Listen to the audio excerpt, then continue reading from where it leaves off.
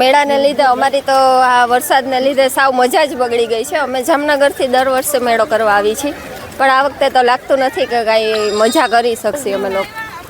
જી, અમે નકર તો દર વખતે આઠમ પહેલા જ મેળો કરી દઈએ છીએ કે બીજે બારે જવું હોય અમારે. એટલે આપ શું કહેશો? ખાસ તો મેળામાં મજા માણવા માટે આપ આવ્યા છો.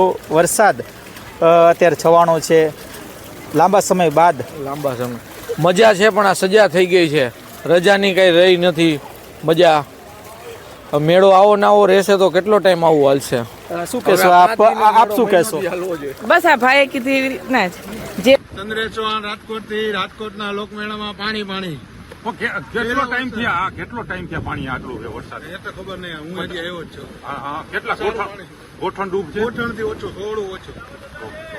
પણ આ બેદરકારી કહેવાય કે નહીં? ના, બેદરકારી હવે એ તો કુદરતી કારણમાં છે, એમાં તો કોઈનું કાંઈ હાલવા નથી. તમે ક્યાં ટાઈમથી આવ્યા છો? એટલે ગઈકાલે આવ્યા હતા મોજ પણ આજે સવારે વરસાદ ચાલુ થયો છે, કેટલા ટાઈમ થયા પાણી ભરાયેલા છે? કલાક 4 કલાકથી ભરાયેલા છે પાણી. અને આમ અંદર કેટલું છે? અંદર આખું બહુ મોટું ગ્રાઉન્ડ છે. અને કેટલું